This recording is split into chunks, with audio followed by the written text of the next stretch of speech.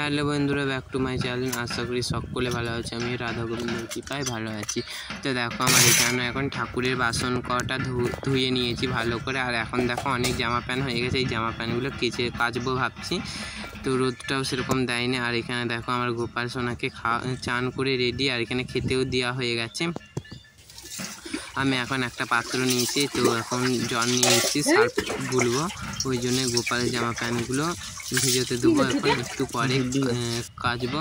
তো আমি এখন সার্ফটা ভালো করে গুলে নেব।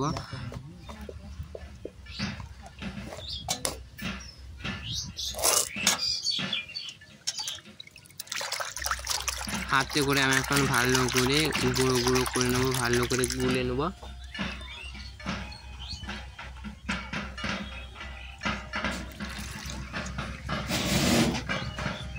পুরো ভিডিওটা দেখো, পুরো ভিডিওটা দেখার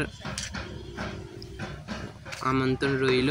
আর দেখো এখানে আমি অনেকগুলো জামা প্যান্ট হয়ে গেছে, তাই আমি এক এক করে সব ভিজোতে দিয়ে দেবো। আর একটু নোংরা হয়েছে, তো আমি ভাবলাম অনেক দিনই হয়ে গেছে কাচিনি, খালি দিয়ে ধুয়ে রেখে দিতাম। তো অনেক ধুলো, গোপাল যেহেতু খেলে সবসময়, তাই ওর জামা প্যান্টগুলো অনেক নোংরা লেগেছে। আজ ভাবলাম সবগুলোই কেটে দেবো। আর দেখো যত লগড়াচ্ছি তত কিন্তু নোংরাটা একটু বেশি বেরোচ্ছে। আর এখানে এটা হচ্ছে গোপালের ঢাকা নেওয়ার জন্যে। আমি এখন ভালো করে ভিজোতে দিয়ে দেবো 5 মিনিটের মতন। এখন ভিজুক, তারপর আমি এখন কাচতে যাব। তো দেখো এখানে গোপাল সব রেডি, হাত মুখ ধুয়ে। তো দেখো এখন আমি কাচতে যাচ্ছি গোপালের জামা প্যান্টগুলো। এখন আমি কলতলায়, তো মামা এখন কলতলায় চান করছে, তাই আমি এগুলো এখন রেখে দিলাম। এই দেখো একটা হাতে ক্যামেরা করছি আর এক হাতে কাটছি, সেই জন্য ভালো করে কাঁচা হচ্ছে না। তোমাদেরকে একটু পরে দেখাচ্ছি। আমি এখন ভালো করে কেচে নিই। তো আমার কাঁচা হয়ে গেছে, টাইম কলে জল চলে গেলো, তাই আমি নদীতে নেমেছিলাম এই জামা প্যান্টগুলো ধুতে। তো আমি এক এক করে সব মেলে দিচ্ছি গোপালের জিনিসগুলো, জামা কাপড়গুলো, জিনিস বলছি। তো ভিডিওটা দেখো, কিছু শিখবে, কিছু জানবে।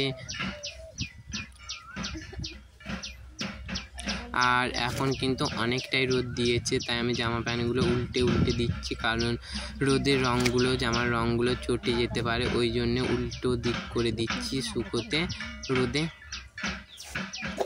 আর গোপালের প্যান্টটা কিন্তু একটু বড় হয়ে গেছে। ওর নাম গোপাল নয়, কিন্তু ওর নাম গৌরাঙ্গ। তো আমি যখন যেটা পারি সেই নামেই ডাকি বেশিরভাগ।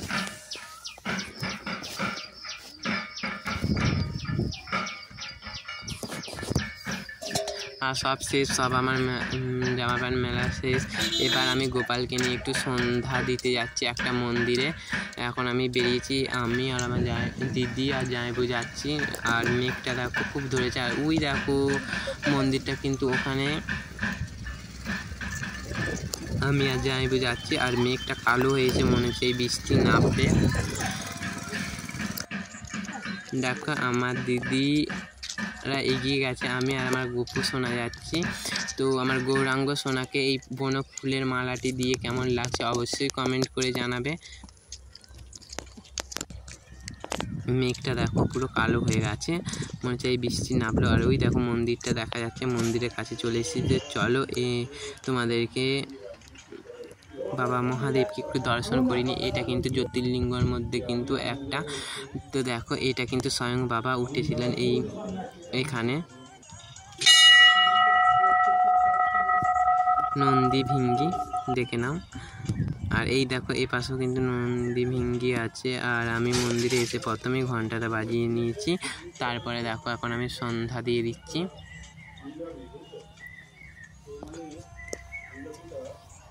সবাই কিন্তু কমেন্টে হর হর মহাদেব লেখো। আর এই মহাদেবটা দেখো কতটাই সুন্দর, কতটা এটা কিন্তু এক বাচ্চার মতন লাগছে, বাচ্চার রূপে।